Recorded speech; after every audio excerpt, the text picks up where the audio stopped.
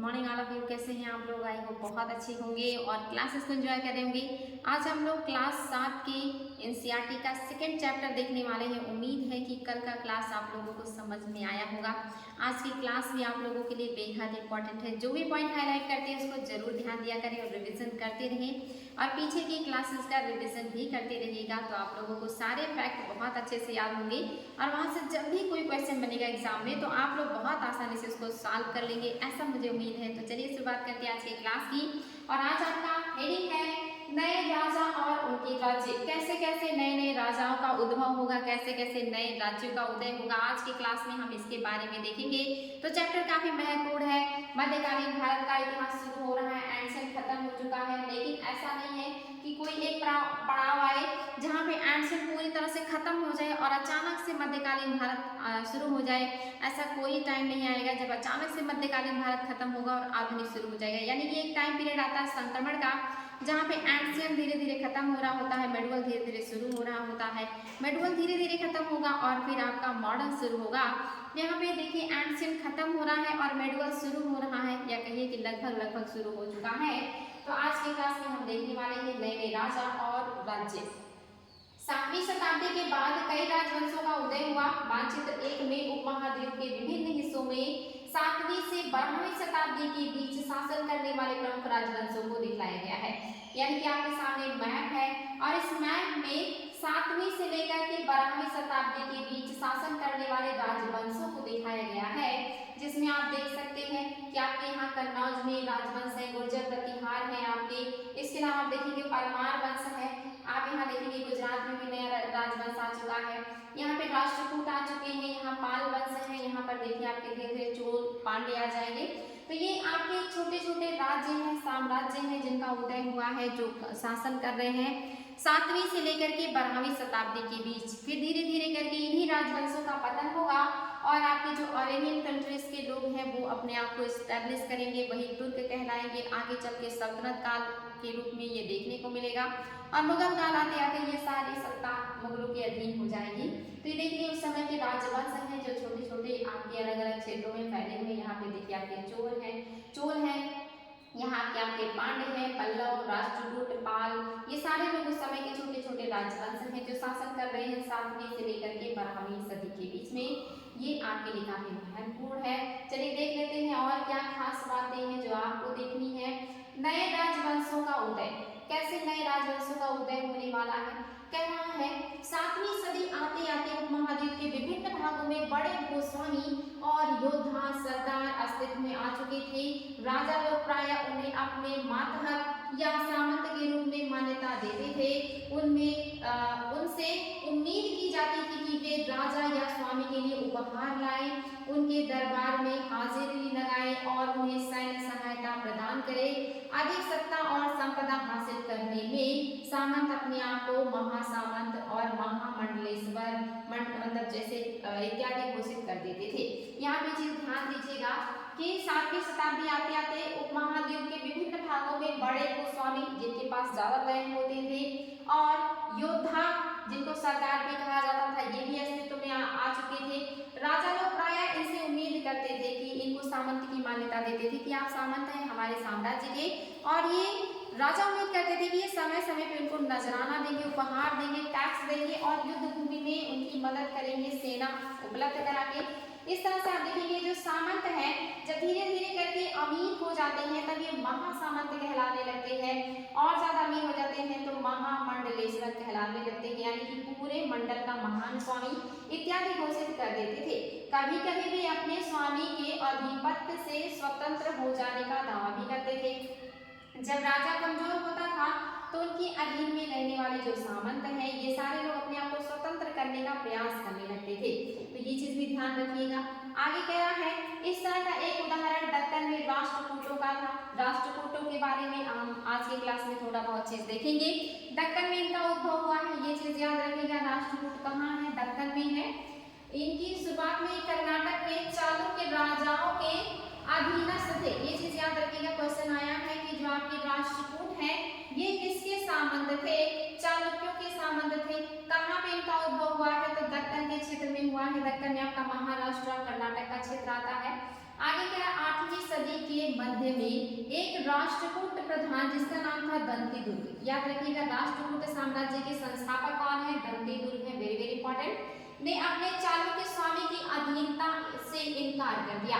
यानी कि ये सारे सामंत जो है, जो राजा की मदद करते हैं, ये जब बहुत ज्यादा पावरफुल हो जाते हैं तो राजा की अधीनता से इनकार कर देते हैं और स्वतंत्र शासन की तरह व्यवहार करने लगते हैं। उसका उदाहरण आपके सामने है, चालुक्यों के अधीन सामंत है राष्ट्रकूट जो दक्कन में है, लेकिन इन्होंने अपनी स्वाधीनता को बढ़ा दिया या कहीं कि स्वतंत्र कर लिया अपने आप को, और दंतीदुर्ग नामक व्यक्ति ने राष्ट्रकूट राजवंश की स्थापना करी। आगे करा है और जो है अपने चालुक्य स्वामी की अधीनता इनकार कर दिया, उसे हराया और हिरण्यगर्भ की नामक एक अनुष्ठान कराया। देखिए, अपने स्वामी को हराने के बाद एक हिरण्यगर्भ अनुष्ठान कर रहे हैं, जिसका मतलब होता है सोने का गर्भ। यानी कि अनुष्ठान काफी महत्वपूर्ण है। जब यह अनुष्ठान ब्राह्मणों की सहायता से संपन्न किया जाता था तो यह माना जाता था कि इससे याजक यानी कि जिसने ये यज्ञ कराया है, अनुष्ठान कराया है, जन्मना यानी कि जन्म से क्षत्रिय ना होते हुए भी क्षत्रिय के रूप में दोबारा क्षत्रियत्व प्राप्त करेगा। यानी कि ये जो बढ़िया है, ये जो अनुष्ठान है, अगर कोई जन्म से क्षत्रिय नहीं है और वो अपने आप को क्षत्रिय बनाना चाहता है, राजा बनाना चाहता है, तो वो एक अनुष्ठान करेगा। और ये अनुष्ठान क्या है? हिरण्यगर्भ अनुष्ठान है। लेकिन ये अनुष्ठान अगर ब्राह्मणों के द्वारा संपन्न कराया जाएगा तो इसका महत्व बढ़ जाएगा। महत्व इतना बढ़ जाएगा कि वो क्षत्रिय ना होते हुए दोबारा से क्षत्रित्व प्राप्त कर लेगा। उसका क्षत्रित्व जो है वो मान लिया जाएगा कि वो क्षत्रिय है, भले वो क्षत्रिय ना हो। तो देखिए कैसे कैसे रास्ते निकाल देते हैं जो ब्राह्मण वर्ग के लोग हैं। ये लोग हर चीज के रास्ते निकाल देते हैं, हर समस्या का समाधान होता है इनके पास। कुछ नए उदाहरणों में उद्यमी परिवारों के पुरुषों ने अपनी राजशाही कायम करने के लिए सैन्य कौशल का इस्तेमाल किया। मिसाल के तौर पर कदम्ब मयूर शर्मण और गुर्जर प्रतिहार हरिश्चंद्र ब्राह्मण थे, जिन्होंने अपने परंपरागत पेशे को छोड़कर शस्त्र को अपना लिया और क्रमशः कर्नाटक और राजस्थान में अपने राज्य सफलतापूर्वक स्थापित किए। ये देखिए, ये भी छोटी छोटी क्षेत्रीय शक्तियों में से दो शक्तियां और आपके सामने हैं। जैसे कुछ उदाहरण और भी हैं। उदाहरण में उद्यमी परिवार, उद्यमी परिवार मतलब कि जो बिजनेस करते हैं के पुरुषों ने अपनी राजशाही कायम करने के लिए सैन्य कौशल का इस्तेमाल किया, सेना का ताकत बढ़ाया, सैन्य कौशल बढ़ाया। मिसाल के तौर पे कदम्ब मयूर शर्मण और गुर्जर प्रतिहार शासक हैं जिनका नाम है हरिश्चंद्र। ये ब्राह्मण है और अपनी योग्यता के बल पे, अपनी कर्मठता के बल पे ये क्या हो गए? क्षत्रिय हो गए। यानी कि इन्होंने अपने आप को शासक घोषित कर दिया और अपनी जो परंपरागत पेशा है, ज्ञान लेना, दान देना, इसको छोड़ दिया और शस्त्र को अपना लिया, यानी कि युद्ध करने लगे, युद्ध प्रेमी हो गए, साम्राज्य विस्तार किया, साम्राज्य स्थापित किया। और ये जो आपकी कदम्ब मयूर शर्मण है, ये मयूर शर्मण है जिन्होंने कदम्ब वंश की स्थापना की है। मयूर शर्मण ने कदम्ब वंश की स्थापना कहाँ किया है? कर्नाटक में किया। ये क्वेश्चन आता है कि कदम्ब वंश कहाँ स्थापित हुआ था? कर्नाटक में। किसने स्थापित किया? मयूर शर्मण ने। ये है तो ब्राह्मण है, लेकिन इन्होंने अपने आप को क्षत्रिय घोषित कर लिया है। और आपका जो दूसरा राजस्थान में हुआ है, इसका गुर्जर प्रतिहार, ये राजपूत हैं गुर्जर प्रतिहार। इन्होंने कहाँ स्थापित किया अपने आप को? राजस्थान में। ये भी देखिए ब्राह्मण है, लेकिन इन्होंने क्षत्रियों का पेशा अपना लिया और अपने आप को एक सफल राजपूत के रूप में स्थापित कर लिया है। तो ये चीज याद रखिएगा, कदम्ब कर्नाटक में है, इसकी स्थापना मयूर शर्मण ने किया है। गुर्जर प्रतिहार के संस्थापक हरिश्चंद्र है जो कि राजस्थान में स्थापित हुआ था। ये सब राजपूत राजवंश है, जबकि मूलतः ये ब्राह्मण थे। ये चीज याद रखिएगा, महत्वपूर्ण है आपके लिए। आय के द्वारा यहाँ से क्वेश्चन बनते हैं। आगे देखिए, राज्यों में प्रशासन। उस समय भी राज्य थे, राज्यों का प्रशासन कैसे चलता था? कह रहा है इन नए राजाओं में से कईयों ने महाराजाधिराज की उपाधि धारण की। महाराजाधिराज का मतलब जानते हैं, राजाओं का राजा, यानी कि बहुत बड़ा राजा, उसे कहेंगे महाराजाधिराज। त्रिभुवन चक्रवर्ती, ये भी एक उपाधि है। त्रिभुवन चक्रवर्ती, त्रिभुवन चक्रवर्ती का मतलब है तीन भुवनों का स्वामी, तीन भुवनों का स्वामी। और इसी तरह की अन्य भारी भरकम उपाधियां धारण की, लेकिन इस तरह के दावों के बावजूद वे अपने सामंतों और साथ ही साथ किसान, व्यापारियों तथा ब्राह्मणों के संगठन के साथ अपनी सत्ता की साझेदारी करते थे। कुछ आपकी इकाइयां ऐसे देखने को मिली या कुछ लोग ऐसे भी हुए जिन्होंने बहुत भारी भरकम उपाधियां धारण की। महाराजाधिराज, त्रिभुवन चक्रवर्ती। लेकिन इतने बड़े बड़े उपाधियां धारण करने के बावजूद भी इन्होंने स्थानीय लोगों से संपर्क बनाए रखा, क्योंकि बिना स्थानीय लोगों के से संपर्क बनाए, जिसमें किसान हैं, उत्पादन जो कर रहे व्यापारी हैं, जो कि आयात निर्यात कर रहे हैं, ब्राह्मण हैं जो समाज में सबसे ज्यादा संपन्न हैं, अगर इनके साथ वो अच्छा व्यवहार या तालमेल नहीं बनाएंगे तो उनकी जो ये भारी भरकम उपाधियां हैं काम नहीं आने वाली हैं। तो ये भारी भरकम उपाधियां होने के बावजूद भी ये लोग ऐसे लोगों के संपर्क में भी बने हुए हैं। आगे देख लेते हैं और क्या खास बातें हैं। तो आप देख रहे हैं कि किस तरह से नई नई शक्तियों का उद्भव हो रहा है, अलग अलग क्षेत्रों में अलग अलग तरह की शक्तियों का विकास हो रहा है, अलग अलग तरीके से विकास हो रहा है।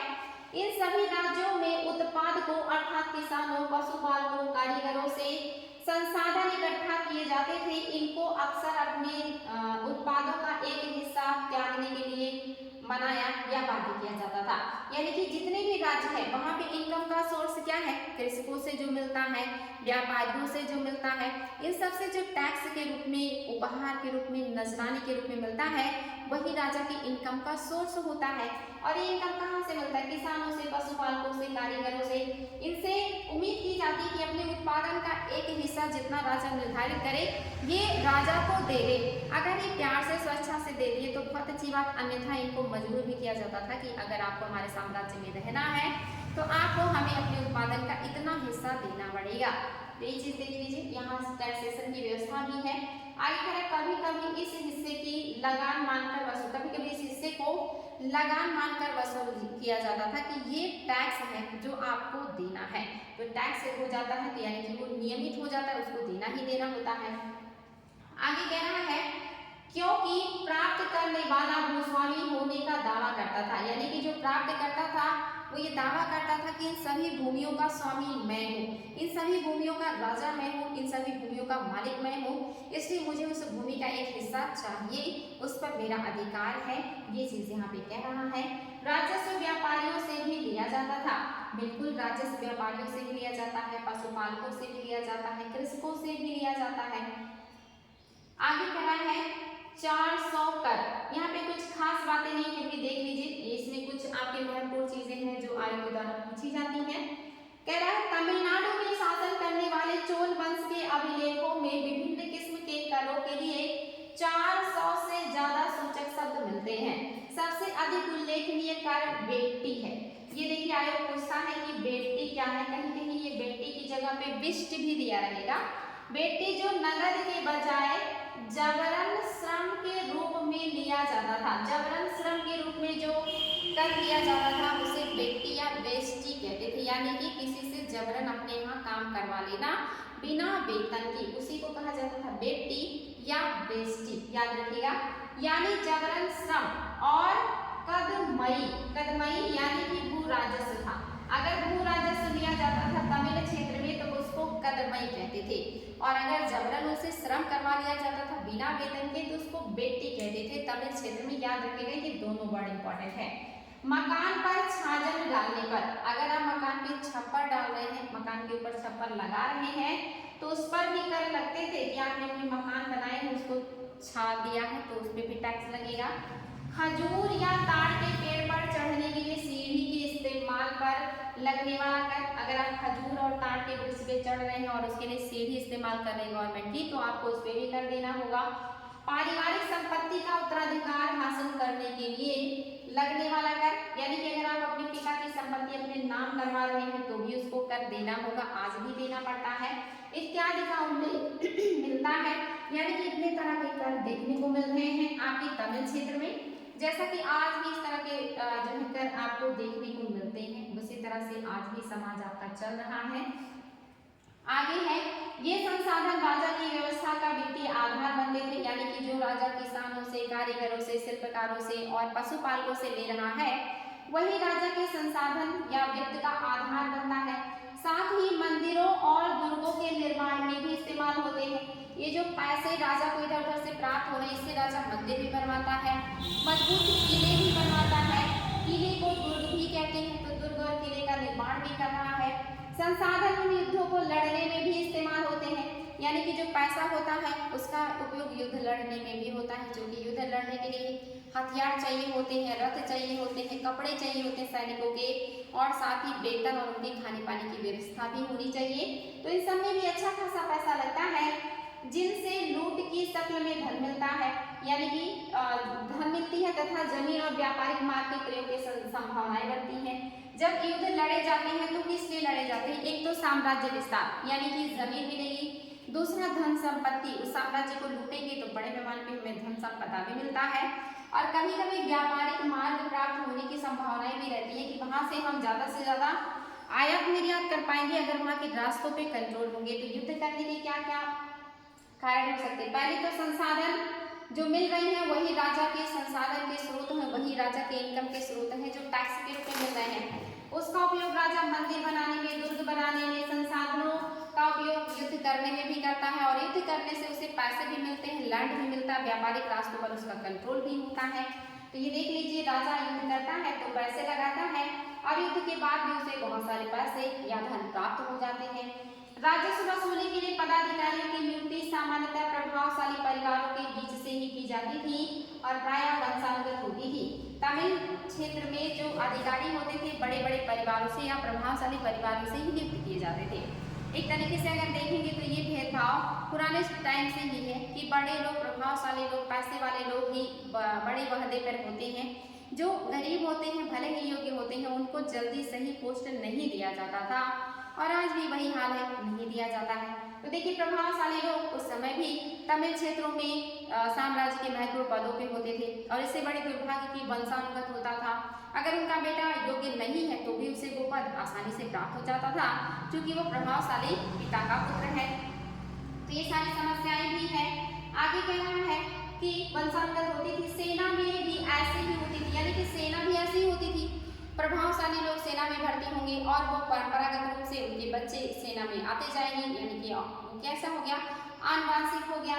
कई बार राजा के निकट संबंधी ही इन ओहदों पर होते थे। बिल्कुल सही, राजा हमेशा चाहता था कि उसके निकट संबंधी, उसके अपने, उसके जान पहचान वाले ही महत्वपूर्ण पदों पर स्थापित हो। आज भी जब कोई कहीं पोस्ट पे रहता है तो वो यही चाहता है कि ज्यादातर जो उसके आसपास के पोस्ट है उसके चाहने वालों को मिल जाए, उसके अपने जान पहचान वालों को मिल जाए, उसके बाद किसी और को मिले। ये चीजें शुरू से ही व्याप्त हैं। आगे देख लीजिए, प्रशस्तियां और भूमि अनुदान। प्रशस्तियां सभी को पता है, प्रशंसा में लिखी गई सुंदर उक्तियों को कहा जाता है। भूमि अनुदान जो विद्वानों को, सैनिकों को, बड़े बड़े अधिकारियों को भूमि या लैंड अनुदान के रूप में दिया जाता है कि आप वहां से जो भी इनकम होगा उसको प्राप्त करके अपने जीवन का निर्वाह कर सकते हैं। तो कह रहा है, प्रशस्तियों में ऐसे ब्यौरे होते हैं जो शब्दशः सत्य नहीं भी हो सकते, क्योंकि प्रशंसा में लिखी गई उक्तियां हैं। तो प्रशंसा में हमेशा कभी कभी चीजों को बढ़ा चढ़ा के भी लिख दिया जाता है, राजा को इम्प्रेस करने के लिए, ताकि राजा प्रसन्न हो और उन्हें ज्यादा से ज्यादा दान दक्षिणा या कहिए कि उपहार प्रदान करे। तो ये हमेशा सत्य नहीं हो सकते, लेकिन ये प्रशस्तियां हमें बताती हैं कि शासक खुद को कैसा दर्शाना चाहते थे। इससे पता चलता है कि शासक अपने आप को कैसा दिखाना चाह रहे हैं सोसाइटी के बीच में। नेक्स्ट आप देखेंगे कि कैसा दिखाना चाहते थे। मिसाल के तौर पर सूरवीर दिखाना चाहते थे। वो चाहते थे कि समाज उनको सूरवीर माने, विजयी योद्धा के रूप में वो अपने आप को दिखाना चाहते थे। ये विद्वान ब्राह्मणों द्वारा रची गई थी। जो प्रशस्तियां होती हैं कौन रचेंगे? विद्वान ब्राह्मण, क्योंकि पढ़ने लिखने का ज्यादातर अधिकार इन्हीं के पास था। तो संस्कृत और अन्य श्लोकों का अच्छा जानकारी इन्हीं को है, जो अक्सर प्रशासन में मदद करते थे, और ये प्रशासन में मदद भी करते हैं। जो राजा को सलाह देने की बात होती है, मशविरा करने का काम होता है, ये सारे काम भी ये करते हैं। क्योंकि प्रधान पुरोहित के रूप में मोस्टली ब्राह्मण ही होते थे जो विद्वान हुआ करते थे, और वो राजा को परामर्श भी देते थे। आगे देख लीजिए क्या खास बातें हैं। कह रहा है नागभट्ट की उपलब्धियां। नागभट्ट की उपलब्धियां दिया हुआ है यहाँ पे। नागभट्ट आपके गुर्जर प्रतिहार वंश के शासक हैं, जो कि आपने देखा राजस्थान में एक राजपूत राजवंश का उदय हुआ है, उसी से जुड़े हैं नागभट्ट। कई शासकों ने प्रशस्तियों में अपनी उपलब्धियों का बखान किया है। आपने पिछले साल यानी कि क्लास 6 में गुप्त शासक समुद्रगुप्त की प्रयाग प्रशस्ति के बारे में भी पढ़ा है। इसके अलावा संस्कृत में लिखी गई ग्वालियर, याद रखिएगा ग्वालियर जो मध्य प्रदेश में है, में पाई गई प्रशस्ति में प्रतिहार नरेश नागभट्ट के कामों का वर्णन है। नागभट्ट की प्रशंसा में लिखी गई उक्तियां, प्रशस्तियां ग्वालियर में है। आगे खड़ा है, इस प्रकार मतलब जो है वर्णन इस प्रकार किया गया है। आंध्र, सैंधव, विदर्भ जो महाराष्ट्र में है का एक हिस्सा है, कलिंग जो उड़ीसा का एक हिस्सा है, के राजा उसके आगे तभी धराशायी हो गए जब वे राजकुमार थे। यानी कि बढ़ा चढ़ा के लिखा गया कि जब वो राजकुमार थे तभी सभी राज्यों को उन्होंने पराजित कर दिया था। आगे कह रहा उन्होंने कन्नौज के शासक चक्रायुध को विजित किया। उन्होंने बंग यानी कि बंगाल का हिस्सा, अनर्त यानी कि गुजरात का हिस्सा, मालवा यानी कि मध्य प्रदेश का हिस्सा, किरात यानी कि बनवासी जो कि कर्नाटक में है उसका हिस्सा, तुर्क यानी कि तुर्क का हिस्सा, और वत्स्य दोनों यानी कि उत्तर भारत के राज्य है ये राजाओं को पराजित किया। यहाँ पे कह रहा कि जो आपके नागभट्ट है इन्होंने बहुत सारे लोगों को हराया है, जिसमें आपका कन्नौज का शासक चक्रायुध भी है। ये चीज याद रखिएगा, इंपॉर्टेंट है चक्रायुध। हालांकि इसको मैं आगे भी कुछ बता दूंगी। जो आपके चक्रायुध है ये कन्नौज में स्थापित हुए हैं। जब हर्षवर्धन का साम्राज्य समाप्त हो गया था तो कन्नौज में जो नया राजवंश आया था उसके जो शासक थे ये चक्रायुध थे, और चक्रायुध को नागभट्ट ने हटा दिया है हरा करके, और वहां पे अधिकार कर लिया है कन्नौज पर।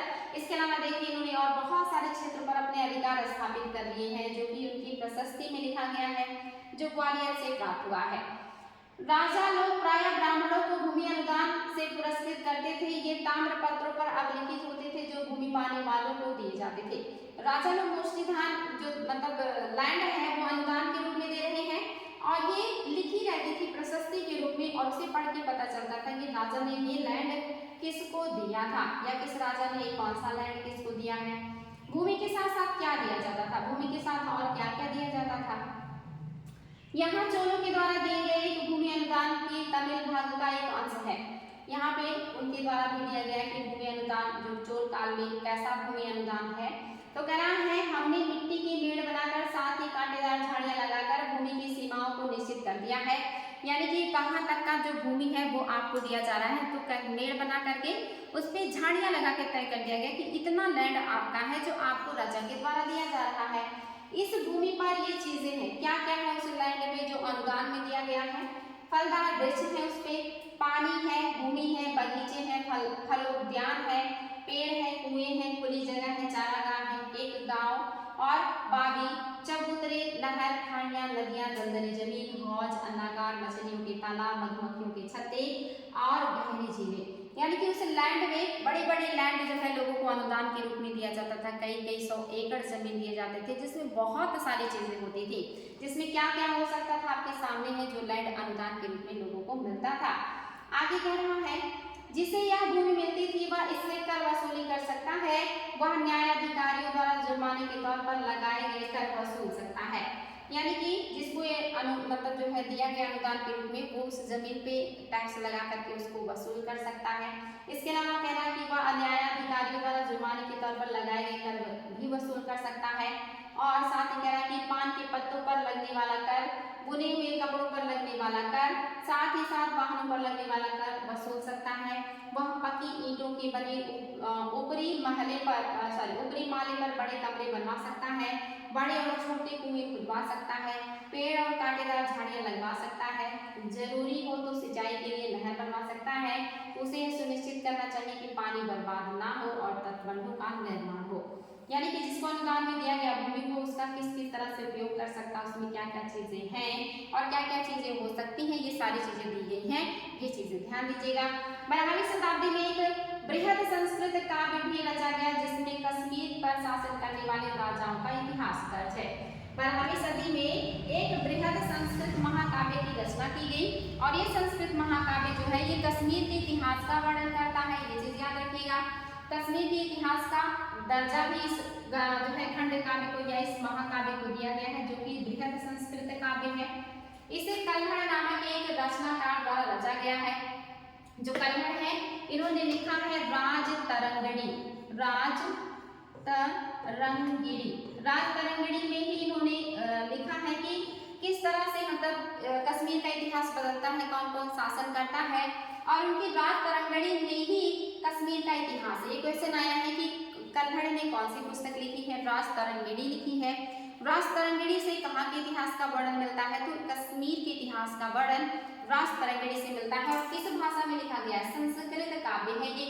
इसे कल्हड़ नामक एक रचनाकार द्वारा रचा गया है। कल्हड़ ने अपना वृत्तांत लिखने के लिए शिलालेखों, दस्तावेजों, प्रत्यक्षदर्शियों के वर्णन और पहले के इतिहासों समेत अनेक तरह के स्रोतों का इस्तेमाल किया।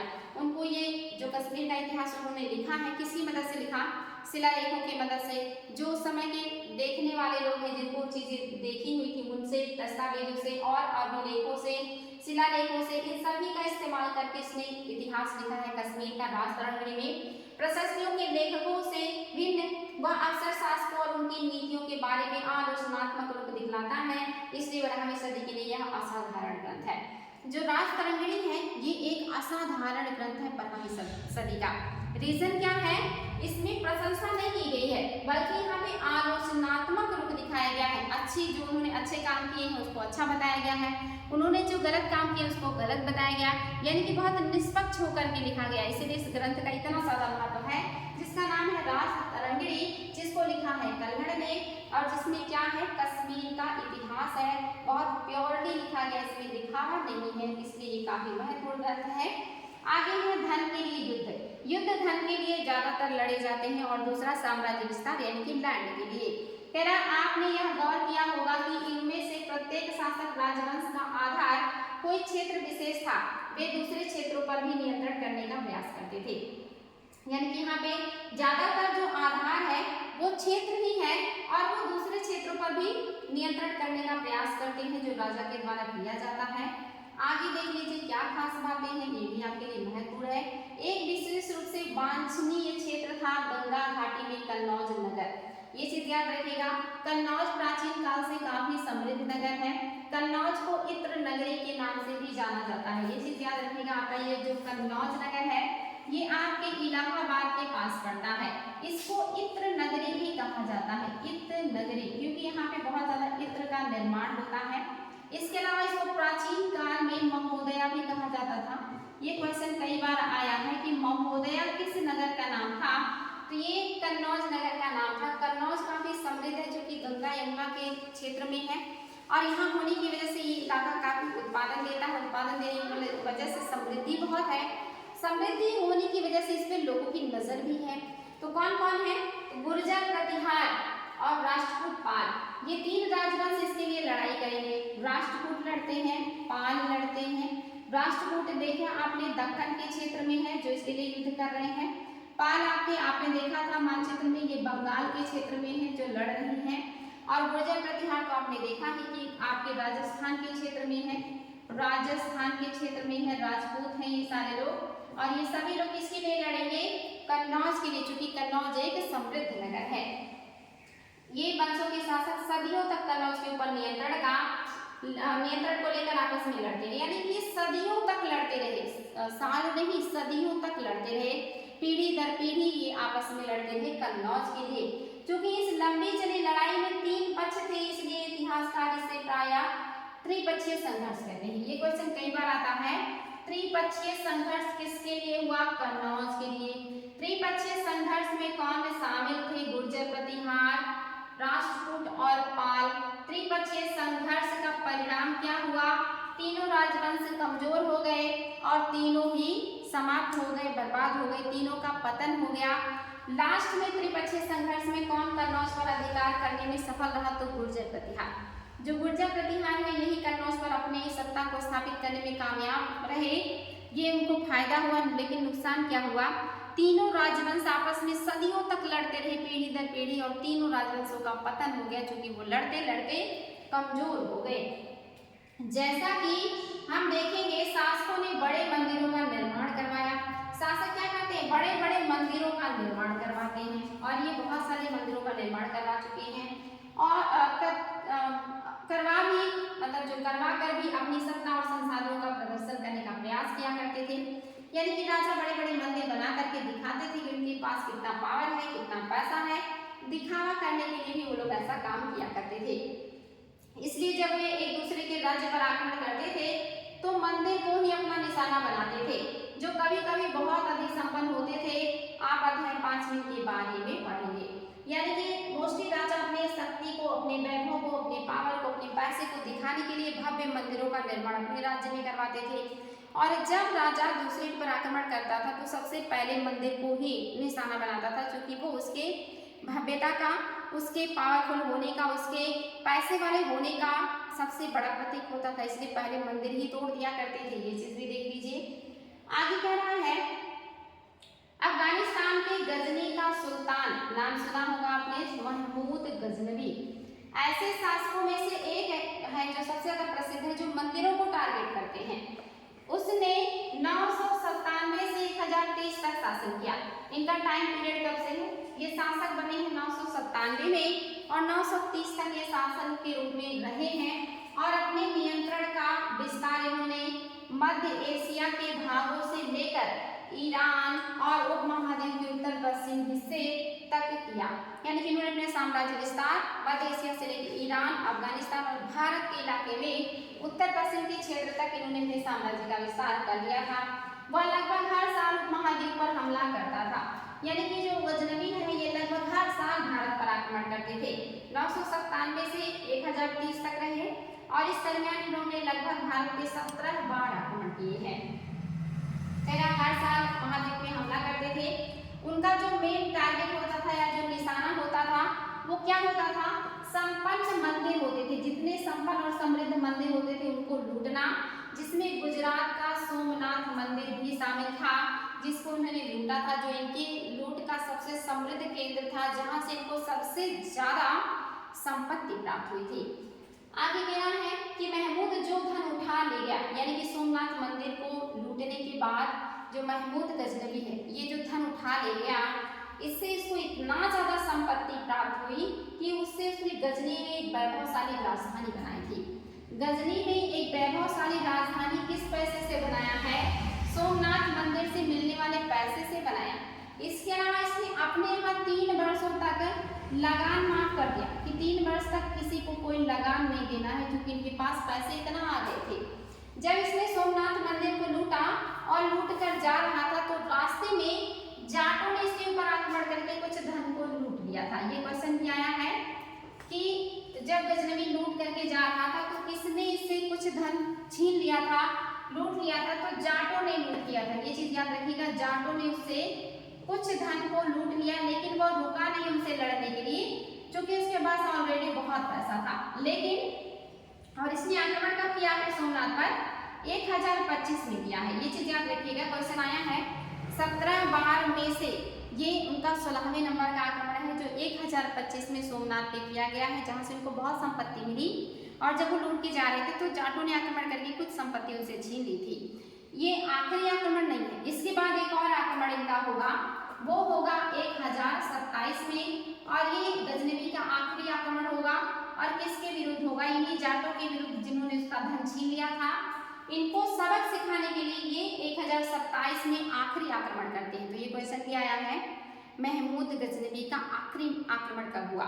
1027 में। किसके विरुद्ध हुआ? जाटों के विरुद्ध हुआ। क्यों हुआ?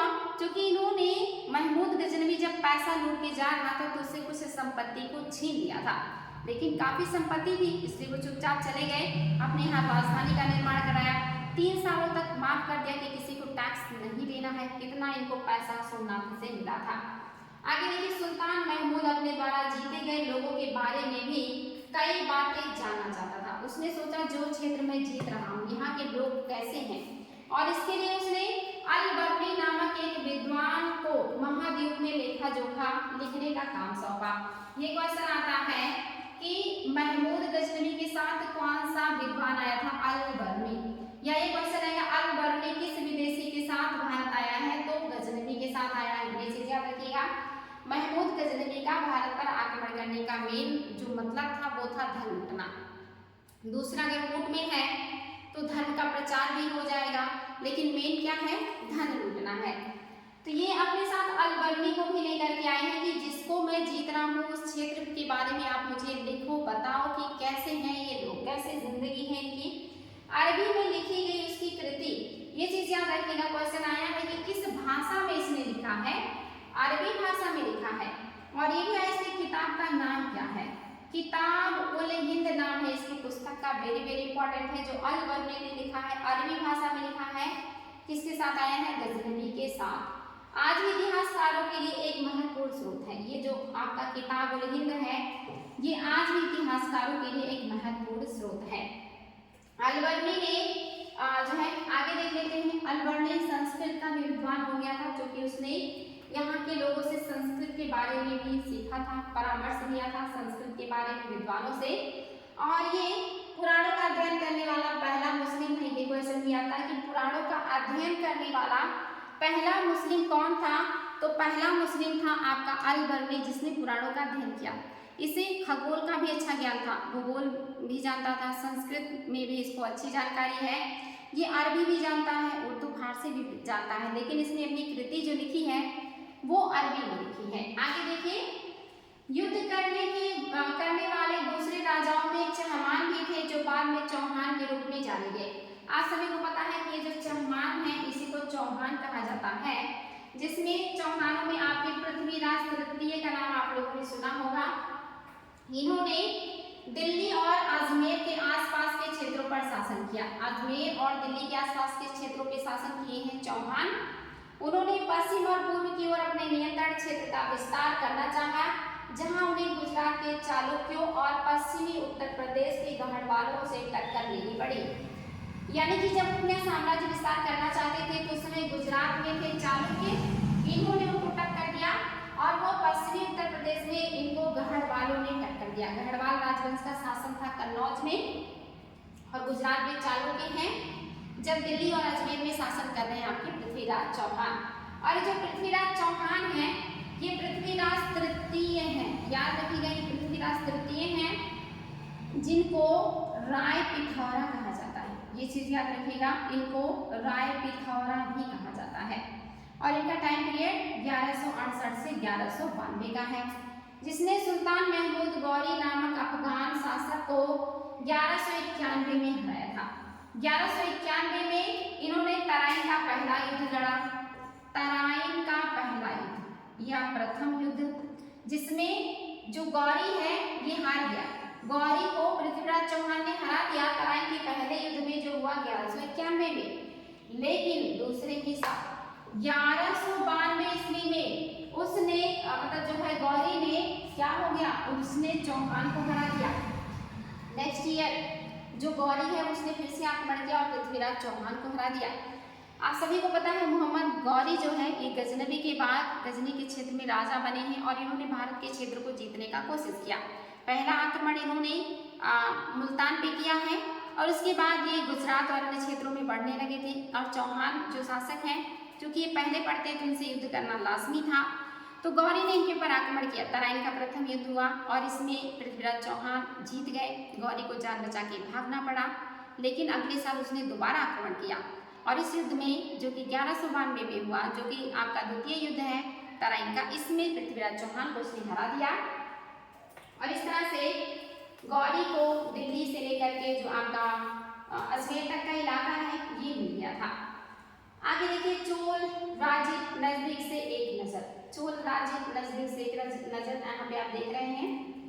बेंगी के चालुक्य भी हैं, कल्याणी के चालुक्य भी हैं। आपके ये क्षेत्र देख लीजिए दक्षिण के राज्यों का है।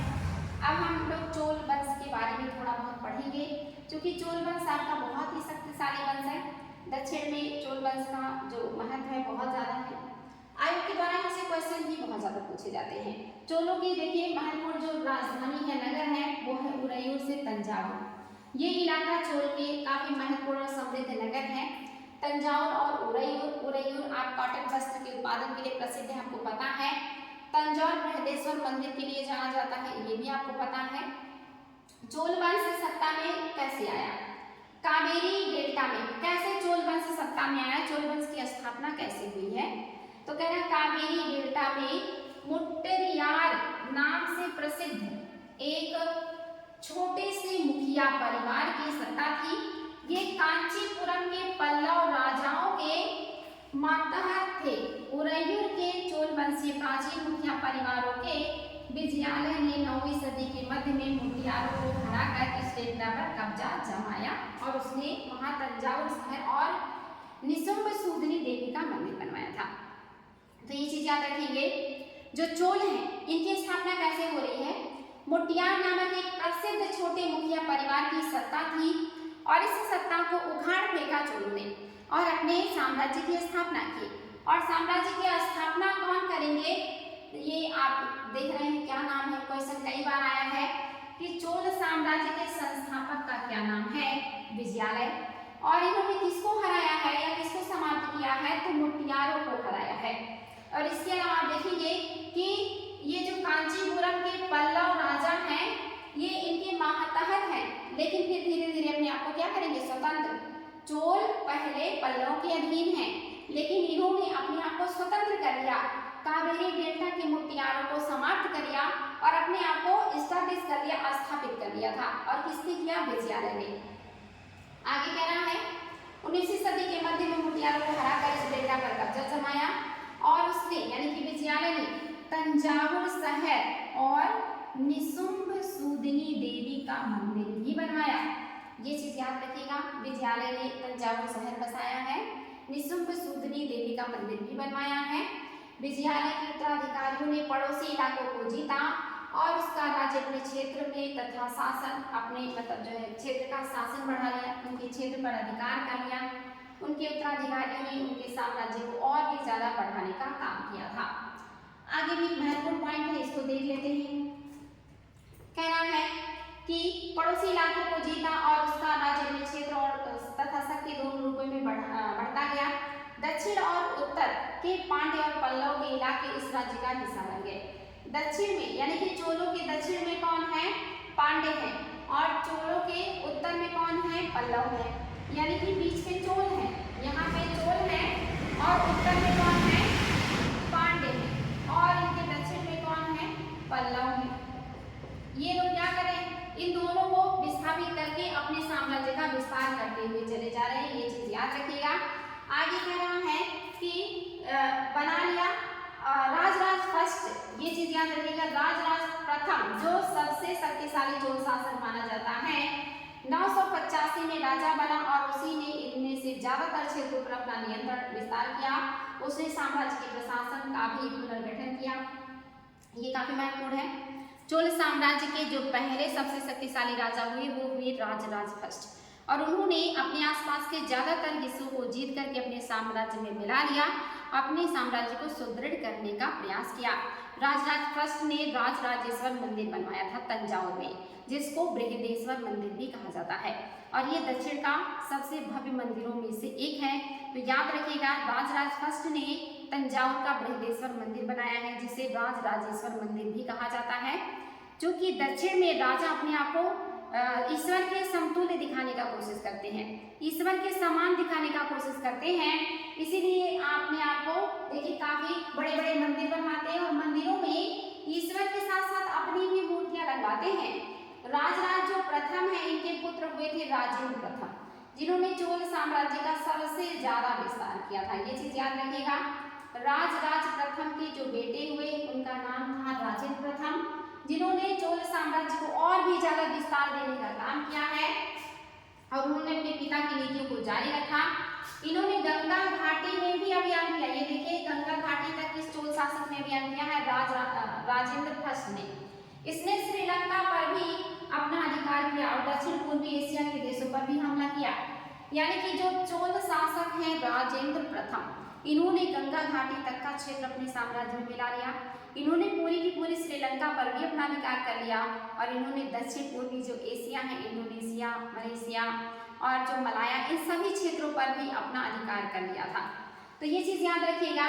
ये क्वेश्चन आता है कि जो दक्षिण में यानी कि भारत के दक्षिण में यहाँ श्रीलंका है, श्रीलंका के उत्तरी क्षेत्र को जीता था राजराज फर्स्ट ने। ये क्वेश्चन आता है कि श्रीलंका के मात्र उत्तरी क्षेत्र को किसने जीता, राजराज फर्स्ट ने, और पूरे श्रीलंका को किसने अपने अंडर में कर लिया, राजेंद्र फर्स्ट ने। ये चीज याद रखिएगा, राजेंद्र फर्स्ट ने। यानी कि श्रीलंका के उत्तरी हिस्से को किसने जीता है, राजराज फर्स्ट ने, और पूरे श्रीलंका को किसने जीता है, ये जीता है राजेंद्र प्रथम ने।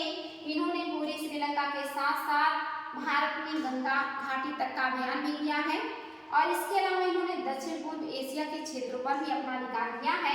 ये बहुत ही शक्तिशाली राजा हैं। राजराज और राजेंद्र प्रथम द्वारा बनवाए गए तंजावुर और गंगईकोंडचोलपुरम, याद रखिएगा तंजावुर नगर है, गंगईकोंडचोलपुरम के नाम से भी एक नगर बना और वहां पे मंदिर भी बना है। आप याद रखिएगा गंगईकोंडचोलपुरम नगर की स्थापना राजेंद्र प्रथम ने किया है। गंगईकोंडचोलपुरम नामक मंदिर भी राजेंद्र प्रथम ने बनवाया है। गंगईकोंडचोलपुरम नामक उपाधि भी राजेंद्र फर्स्ट ने ही धारण किया है। तंजावुर नगर इनके पिता ने बसाया है। तंजावुर में बृहदेश्वर मंदिर का निर्माण राजराज फर्स्ट ने करवाया था। और ये जो मंदिर है ये स्थापत्य और मूर्ति कला की दृष्टि से चमत्कार है, बहुत ही असाधारण है, समृद्ध है। चोल मंदिर अक्सर अपने आसपास विकसित होने वाले बस्तियों के केंद्र बन गए। ये सिर्फ उत्पादन के साथ साथ शासकों के एक तरीके से कहिए कि शक्ति का भी केंद्र बन गए। यानी कि जो मंदिर है दक्षिण के, ये आसपास के क्षेत्रों के बस्तियों के डेवलपमेंट के लिए भी जिम्मेदार थे। ये मंदिर शासकों और अन्य लोगों द्वारा दी गई भूमि से भी संपन्न हो गए थे। इस भूमि की उपज उन सारे विशेषज्ञों का निर्वहन करने में खर्च होती थी जो मंदिर के आसपास रहते थे और उसके लिए काम करते थे, जैसे पुरोहित, माला बनाने वाला, बावर्ची, मतहर, ये जितने लोग मंदिर से जुड़े हुए हैं, इन सभी को उन जमीन से जो इनकम प्राप्त होता था उससे इनके जीविकोपार्जन का काम किया जाने लगा। दक्षिण में जो मंदिर हैं, इन मंदिरों के बनने के बाद बहुत सारे नगर का विकास हो गया उस मंदिर की वजह से, क्योंकि मंदिर को बहुत सारे लैंड दिए गए दान में और उस लैंड से जो भी पैसा आता था वो मंदिर में काम करने वाले लोगों को दे दिया जाता था। धीरे धीरे करके मंदिर समृद्ध होते गए। मंदिर के आसपास नए नए व्यवसाय, नए नए रोजगार के अवसर बनने लगे, नए नए तरीके से उद्योग धंधे डेवलप होने लगे। और इस तरह से आप देखेंगे ये जो मंदिर हैं ये मंदिर नगर के रूप में डेवलप हो गए और ये मंदिर सामाजिक, आर्थिक, राजनीतिक केंद्र बन गए। ये देखिए बृहदेश्वर का मंदिर जिसके शीर्ष पे रखा है 90 टन का भारी पत्थर। ये देखिए बहुत ही शानदार है। ये क्वेश्चन आया हुआ है कि कौन से मंदिर के शीर्ष पर रखा गया है 90 टन का पत्थर, तो बृहदेश्वर मंदिर। दो मंदिर बहुत महत्वपूर्ण है, गंगईकोंडचोलपुरम और बृहदेश्वर। बृहदेश्वर मंदिर के शीर्ष पर रखा है 90 टन का पत्थर और वो 90 टन का पत्थर मंदिर के ऊपर ले जाने के लिए इस तरह से 4 किलोमीटर लंबा पुल बनाया गया था और उस पुल की सहायता मतलब उस पुल से हाथी, घोड़े और रथ लोगों की मदद से उस पत्थर को ले जाया गया, उसके शीर्ष पे रख दिया गया और बाद में उस जो पुल बनाया गया था उसको तोड़ दिया गया। ये चीज़ याद रखिएगा, इंपॉर्टेंट है आप लोगों के लिए। चलिए आगे बढ़ते हैं और देखते हैं और क्या खास बातें हैं जो आपको जाननी है। मतलब जो मंदिर है इसके आसपास संगीतकार भी होते थे, नर्तक भी होते थे, इत्यादि भी होते थे। दूसरे शब्दों में मंदिर सिर्फ पूजा आराधना के स्थान नहीं थे, वे आर्थिक, सामाजिक और सांस्कृतिक जीवन के केंद्र भी थे। मंदिर के साथ जुड़े हुए शिल्पों में सबसे विशिष्ट था कांस्य प्रतिमाएं बनाने का काम। चोल कांस्य प्रतिमाएं संसार की सबसे उत्कृष्ट कांस्य प्रतिमाओं में गिनी जाती हैं। ये चीज याद रखिएगा, मंदिर से जुड़े हुए बहुत सारे लोग हैं जिन्होंने बहुत सारे शिल्पों का निर्माण किया, बहुत सारे काम किए हैं। और ये जो मंदिर है ये आर्थिक, सामाजिक, सांस्कृतिक जीवन के केंद्र भी हैं और ये बहुत ही महत्वपूर्ण इसलिए है कि इनसे बहुत सारे शिल्पों का विकास हुआ, जिसमें देखिए कांस्य प्रतिमाएं सबसे महत्वपूर्ण शिल्प हैं। और चोल काल की जो कांस्य प्रतिमाएं हैं ये पूरे संसार में प्रसिद्ध हैं, खास करके नटराजन की जो कांस्य प्रतिमा है, याद रखिएगा नटराजन की जो प्रतिमा है कैसी है, कांस्य प्रतिमा है। नटराजन की प्रतिमा किस भगवान की है? भगवान शिव की प्रतिमा है, याद रखिएगा भगवान शिव की प्रतिमा है नटराजन की प्रतिमा। किस धातु से बनी है? कांस्य से बनी है। नटराजन प्रतिमा किस शासक से है? तो चोल वंश के शासकों से है। नटराजन प्रतिमा में शिव के कितने हाथ हैं, कितनी भुजाएं हैं? 4। ये आयोग ने पूछा है नटराजन में शिव की कितनी भुजाएं हैं? 4 भुजाएं हैं। किस वंश ने बनाए हैं नटराजन की प्रतिमा? चोलों ने बनवाए हैं। किस धातु का बना है? कांस्य का बना है और ये बहुत ही प्रसिद्ध माना जाता है। ये चीज याद रखिएगा, संसार में ये मूर्ति प्रसिद्ध है। आगे क्या रहा है, ज्यादातर प्रतिमाएं तो देवी देवताओं की ही होती थी, लेकिन कुछ प्रतिमाएं भक्तों की भी बनाई जाती थी। मोस्टली जो प्रतिमाएं हैं ये देवी देवताओं के बनते थे। लेकिन कुछ प्रतिमा भक्तों की भी बनाई जाती थी, ये चीज याद रखिएगा। कृषि और सिंचाई, चलिए देख लेते हैं। चोल काल में आपने देखा राजनीतिक विस्तार कितना है, लगभग दक्षिण पूरा भारत इनके साम्राज्य में, श्रीलंका है, दक्षिण पूर्व एशिया का क्षेत्र है, बंगाल और जो अरब सागर के जलीय क्षेत्र है इन पर भी चोलों का अधिकार था। चोलों का नौ सैनिक बहुत ही ज्यादा मजबूत थी। क्वेश्चन आता है कि हमारे एंशियंट काल या मिडुअल काल में किसकी सैन्य शक्ति या नौ सैन्य शक्ति सबसे ज्यादा मजबूत थी? चोलों की। चोलों को नौ सैन्य शक्ति की वजह से काफी समृद्धि मिला, बहुत बड़े क्षेत्र पर इनका अधिकार हुआ, जलीय क्षेत्रों में ये टैक्स भी वसूलते थे व्यापारियों से। चोलों का स्थानीय प्रशासन बहुत अच्छा था और चोल काल को दक्षिण भारत के सांस्कृतिक काल का स्वर्ण युग भी कहा जाता है, ये चीज भी याद रखिएगा। दक्षिण भारत के सांस्कृतिक क्षेत्र का स्वर्ण युग किस काल को कहा जाता है? चोल काल को, जो कि इस काल में बहुत सारे मंदिर, मूर्तियां, चित्रकला का विकास हुआ है, कृषि का विकास हुआ है, साम्राज्य विस्तार हुआ है और ये अपने स्थानीय प्रशासन के लिए बहुत ही ज्यादा जाने जाते हैं। नौ सैन्य शक्ति भी इनकी बहुत ही ज्यादा पावरफुल है। चोलों की कई उपलब्धियां कृषि में हुए नए विकासों के माध्यम से संभव हुई। जब कृषि में विकास होगा, उत्पादन होगा, राजा को टैक्स ज्यादा मिलेंगे, समृद्धि आएगी, तो निश्चित ही बहुत सारी चीजों का विकास होगा। मानचित्र 2 देखिए, गौर कीजिए कि कावेरी नदी बंगाल की खाड़ी में मिलने से पहले कई छोटी छोटी शाखाओं में बढ़ जाती हैं। ये शाखाएं बार बार पानी उलीचती हैं, यानी कि बाढ़ आते हैं इसमें, जिससे किनारों पर उपजाऊ मिट्टी जमा होती रहती है। शाखाओं का पानी कृषि विशेष करके चावल की खेती के लिए आवश्यक आर्द्रता उत्पन्न कराती है, जिससे बड़े पैमाने पर चावल का उत्पादन होता है। उत्पादन होने से किसान और राजा यहाँ के समृद्ध है। समृद्धि आने से बाकी चीजें भी अपने आप में काफी डेवलपमेंट है या विकसित है, ये चीज ध्यान दीजिएगा। आगे कह रहा है, हालांकि तमिलनाडु के दूसरे हिस्सों में कृषि पहले ही विकसित हो चुकी थी, पर 5वीं 6वीं सदी में आकर ही इस इलाके में बड़े पैमाने पर खेती शुरू हो पाई। कुछ इलाकों में जंगलों को साफ किया जाना था और कुछ दूसरे इलाकों में जमीन को समतल किया जाना था। डेल्टा क्षेत्रों में बाढ़ को रोकने के लिए तटबंध बनाए जाने थे और पानी को खेती तक ले जाने के लिए नहरों का निर्माण होना था। कई क्षेत्रों में एक साल में 2 फसलें उगाई जाती थी, यानी कि इतने सारे काम करने के बाद कृषि में बेहतर उत्पादन संभव था और ये चोल काल में देखने को मिलता है, जिसकी वजह से उत्पादन बढ़ा। उत्पादन बढ़ने से समृद्धि आई। कहीं कहीं पे साल में 2-2 फसल भी उगाए जाने का साक्ष्य देखने को मिल रहा है। एक चोल कांस्य प्रतिमा, कितनी सावधानी के साथ उसे अलंकृत किया गया, यहाँ पे प्रतिमा दी गई है, बहुत ही बढ़िया है। प्रतिमा, चित्रकला, मूर्तिकला और जो है मंदिर कला के लिए विख्यात है आपका चोल काल, ये चीज याद रखिएगा, इंपॉर्टेंट है, इसीलिए स्वर्ण काल कहा जाता है साहित्य का ये चोलों का। आगे देख लीजिए, कई जगहों पर फसलों की सिंचाई कृत्रिम रूप से करना जरूरी था। सिंचाई के लिए कई पद्धतियां अपनाई जाती थी। कुछ इलाकों में कुएं खोदे गए, कुछ अन्य जगहों में बारिश के पानी को इकट्ठा करने के लिए विशाल सरोवर बनाए गए।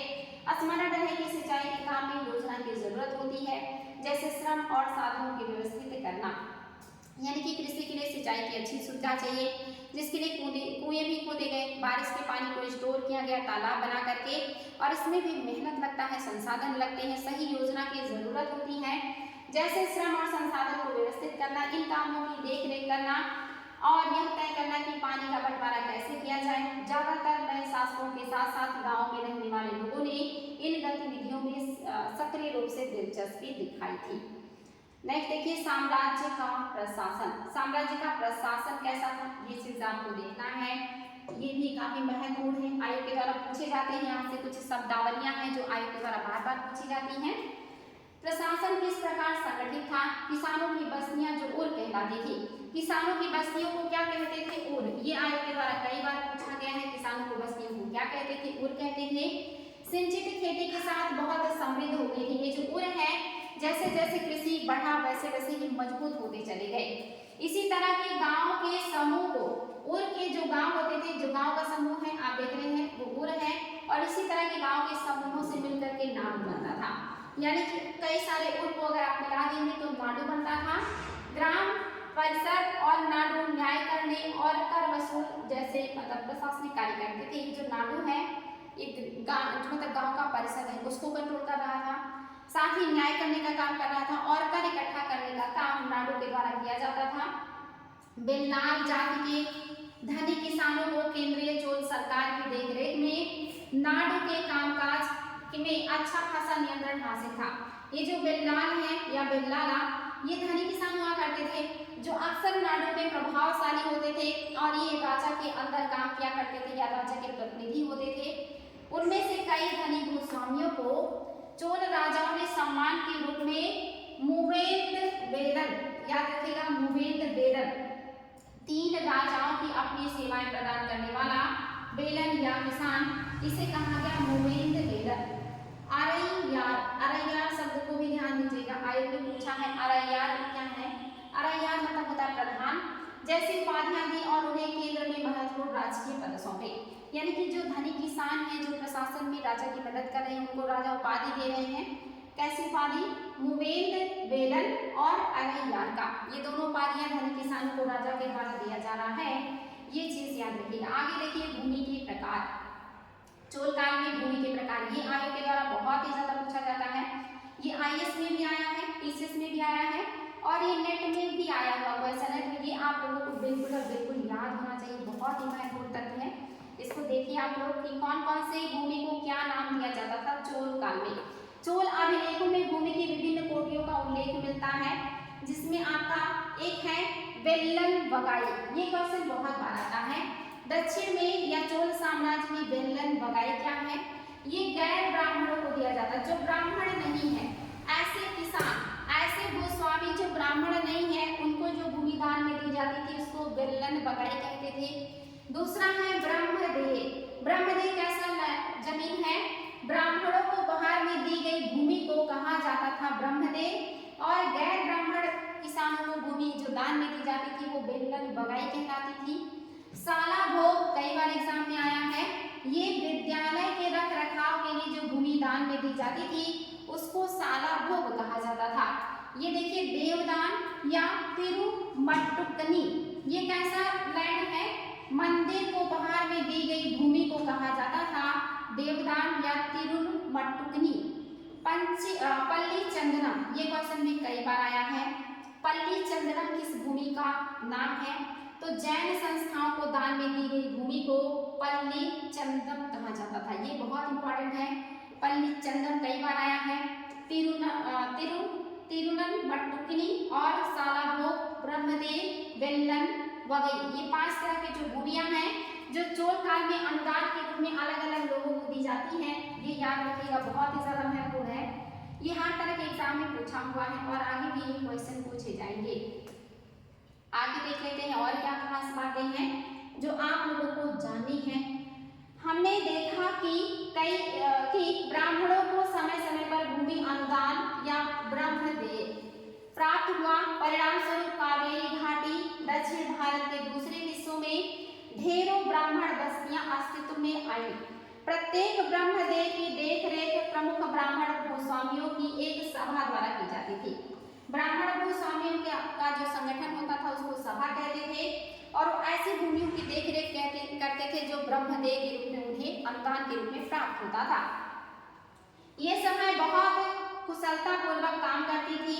इनके निर्माण शिलाखंडों से प्राप्त मंदिरों की पत्थर की दीवारों ब्यौरेवार दर्ज किए जाते थे। नगरम के नाम से ज्ञात व्यापारियों के संघ भी अक्सर शहरों में प्रशासनिक कार्य संपादित किया करते थे। ये देखिए क्वेश्चन आया है, नगरम क्या है? शहरों में जो व्यापारियों का समूह है उसको नगरम कहते हैं। सभा क्या है? ब्राह्मणों का जो संगठन है वो सभा है। साधारण लोगों या साधारण गांव का जो समूह है वो उर है और बहुत सारे उर के मिलने से नाडु का निर्माण होता है। ये सारी शब्दावलियां आप लोगों को याद रखनी है, बहुत इंपॉर्टेंट है, ये बार बार आयोग के द्वारा पूछी जाती हैं। उर, नगरम, सभा और जो भी दान में दी गई भूमियां हैं इनको भी ध्यान दीजिएगा। आगे है तमिलनाडु के चिंगलपुट जिले के उत्तर मेरूर से प्राप्त अभिलेख में इस बात का सविस्तार वर्णन है कि ब्राह्मणों की सभा का संगठन कैसा था। सिंचाई के कामकाज, बाग बगीचे, मंदिर इत्यादि की देखरेख के लिए सभा में विभिन्न समितियां होती थी। इनमें सदस्यता के लिए जो लोग योग्य होते थे उनके नाम ताल पत्रों के छोटे टिकटों पर लिखे जाते थे और मिट्टी के बर्तन में रख दिया जाता था और फिर किसी छोटे बालक को हर समिति के लिए एक के बाद एक टिकट निकालने के लिए कहा जाता था। यानी कि दक्षिण भारत में जो काम होते हैं सड़क निर्माण हो गया, बाग बगीचे हो गए, कृषि हो गया, ये सभी समितियों के द्वारा किए जाते हैं। समितियों के जो सदस्य होते हैं उनका चुनाव होता है, और चुनाव कैसे होता है? लॉटरी विधि के द्वारा। लॉटरी विधि का मतलब है कि मिट्टी के बर्तन में कागज पे नाम लिख करके बहुत सारी पुर्जी को एक मटके में डाल दिया जाता था, और उस पुर्जी को बच्चे के द्वारा निकालने के लिए कहा जाता था, और जिस भी व्यक्ति का नाम निकलता था उसको समिति प्रदान कर दिया जाता था। तो इसको हम कहेंगे लॉटरी विधि, या टिकट निकालने के द्वारा ये समितियों के सदस्यों को नियुक्त किया जाता था। तो ये लॉटरी विधि अच्छा है, लेकिन देखिए सदस्यों को मतलब जो नियुक्त किया जाता था उनका क्वालिफिकेशन क्या है, ये क्वेश्चन आया है। क्वालिफिकेशन क्या होता था सदस्यों का? बहुत ही शानदार क्वालिफिकेशन होता था। आप देखेंगे चोल काल में अगर समिति का सदस्य बनना है तो आपके अंदर कौन कौन सी क्वालिटी होनी चाहिए, बहुत ही सोच समझ के क्वालिटी निर्धारित की गई है। उत्तर में ऋण अभिलेख के अनुसार सभा की सदस्यता किसे मिलेगी? जिस व्यक्ति के पास सभा की सदस्यता के लिए इच्छुक लोगों को ऐसी भूमि का स्वामी होना चाहिए जहां से भूमि राजस्व वसूला जाता है, यानी कि ऐसे लैंड का मालिक हो जो राजा को राजस्व देता हो। तो ये पहला शर्त है। दूसरा, उसके पास अपना घर होना चाहिए, यानी ऐसा नहीं कि घर ना हो और पैसे का यूज कर ले वो घर बनाने में, उसके पास अपना घर भी होना चाहिए। इसके अलावा उसकी उम्र 35 से 70 के बीच होनी चाहिए। सबसे ज्यादा मेच्योरिटी का जो टाइम पीरियड होता है जहाँ व्यक्ति सबसे ज्यादा सूझबूझ से काम करता है वो 35 से 70 के बीच का है। फिलहाल आज तो 70 वर्ष में इंसान की मृत्यु हो जाती है, कहीं बहुत ज्यादा वृद्ध हो जाते हैं, लेकिन पहले के टाइम में 100 साल तक लोग जीते थे, 100 प्लस भी चले जाते थे। तो 70 साल तक वो काफी कार्यशील अवस्था में होते, उनका दिमाग और बॉडी काफी वर्क करता था। तो उस समय 35 से 70 के बीच का जो उम्र होता था वो सदस्यता के लिए योग्य थे। इसके अलावा उन्हें वेदों का ज्ञान होना चाहिए। निश्चित ही अगर उन्हें धार्मिक ग्रंथों का ज्ञान होगा, पढ़े लिखे होंगे तो विद्वान होंगे, समझदार होंगे। तो ये देखिए चौथी शर्त है। इसके अलावा पांचवी शर्त क्या है? उन्हें प्रशासनिक मामलों की अच्छी जानकारी होनी चाहिए। ऐसा नहीं कि जानकारी नहीं है और बस बन गए अपने सोर्स से या पैसे से, उनके अंदर उनको जानकारी भी होनी चाहिए। इसके अलावा वो ईमानदार भी होना चाहिए, ये नहीं कि वो भ्रष्ट करप्ट है, ये सारी चीजें फुलफिल कर रहा है और ईमानदार नहीं है तो बन जाएगा, नहीं। ईमानदार भी होना चाहिए, जानकार भी होना चाहिए, मैच्योर भी होना चाहिए, वेदों का ज्ञान भी होना चाहिए, देखिए घर भी होना चाहिए, जमीन भी होनी चाहिए। ये सारी चीजें अगर उसके पास है तो ही वो सदस्य बनने के लिए अप्लाई कर सकता था। तो ये सारी चीजें याद रखिएगा। अगर ये सारी चीजें वो फुलफिल कर रहा है तो लॉटरी विधि के द्वारा उसे समिति का सदस्य बना दिया जाता था। बाकी इसमें कुछ खास नहीं है, इसलिए हम इसको नहीं देख रहे हैं। चलिए अब आपकी बारी आ चुकी है, हम लोग आखिरी पड़ाव पे पहुंच गए हैं, यानी कि वर्ल्ड हिस्ट्री का पार्ट आ गया है। एंशिएंट हिस्ट्री में आप जानते हैं इंडियन हिस्ट्री के साथ साथ हम विदेशी चीजों को भी देखते हैं। तांग वंश के युग का चीन, यानी कि उस समय जब हमारे यहाँ मध्यकालीन भारत का इतिहास चल रहा है, जब भारत के विभिन्न क्षेत्रों में छोटे छोटे राजपूत राजवंशों का उदय हो रहा है, दक्षिण में भी अलग अलग राजवंश हैं, उस समय विदेश में या दुनिया में क्या चल रहा था? तो चीन के बारे में देखिए। कह रहा तांग वंश के युग का चीन। चीन में तांग राजवंश के तहत एक साम्राज्य स्थापित हुआ जो लगभग 300 वर्षों तक सत्ता में रहा। इसकी राजधानी सियान दुनिया के सबसे बड़े नगरों में से एक थी, जहां तुर्की, ईरानी, भारतीय, जापानी और कोरियाई आया जाया करते थे। यानी कि जो तांग वंश है, यहाँ दुनिया के सभी क्षेत्रों से लोग आते हैं, तुर्की से भी आते, ईरानी, जापानी, कोरियाई, सभी लोग आते जाते हैं। तांग साम्राज्य परीक्षा के माध्यम से नियुक्त की गई नौकरशाही द्वारा प्रशासित होता है। इन परीक्षाओं में हर इच्छुक व्यक्ति बैठ सकता है। अधिकारियों के चयन की जगह व्यवस्था कुछ बदलाव के साथ 1911 तक कायम रही, यानी कि यहाँ पे चयन की विधि में थोड़ा बहुत बदलाव आया, बाकी जो है ऐसे ही यहाँ पे नियुक्त कर दिया जाता था। भारतीय उपमहाद्वीप में प्रचलित व्यवस्थाओं में यह व्यवस्था किन मायनों से भिन्न है? तो आप देख रहे हैं यहाँ कुछ जांच पड़ताल नहीं हो रहा है, ऐसे ही लोगों को नियुक्त कर दिया जा रहा है, जबकि हमारे यहाँ बहुत ही अच्छे से जांच पड़ताल करके योग्यता को निर्धारित करके तब जाकर के उनको समिति की सदस्यता दी जाती थी या कोई काम दिया जाता था। अब आपको जोड़े बनानी है, यहाँ पे आपको मिलान करना है और आप बहुत आसानी से मिलान कर सकते हैं, क्योंकि आपने देखा है कि कौन से राजवंश का किस क्षेत्र में विकास हुआ है। ये देखिए गुर्जर प्रतिहार राजस्थान में थे, राजस्थान ये देखिए यहाँ पे है गुजरात और राजस्थान। राष्ट्रकूट दक्कन में थे, दक्कन कहाँ पे होगा? ये देखिए पश्चिम। पाल बंगाल में थे, बंगाल कहाँ है? ये है। और चोल दक्षिण के तमिलनाडु में थे। इस तरह से आप इसका बहुत आसानी से मिलान कर सकते हैं, कोई दिक्कत नहीं है। आप अगर चैप्टर को अच्छे से पढ़ते हैं तो आपको कोई भी क्वेश्चन सॉल्व करने में समस्या नहीं होगा। और आप लोग क्वेश्चन का उत्तर जरूर कमेंट बॉक्स में लिखा करें, इससे आप लोगों की रिविजन भी होती रहेगी और दिमाग में तथ्य लंबे समय तक रहेगा और आप ज़्यादा अच्छा परफॉर्मेंस कर पाएंगे। त्रिपक्षीय संघर्ष में लगे तीनों पक्षों में कौन कौन से थे ये बताना है। चोल साम्राज्य में सभा की किस समिति का सदस्य बनने के लिए, अगर आप किसी सदस्य का सदस्य बनना चाहते हैं तो कौन सी आवश्यक शर्तें आपको पूरा करना होगा।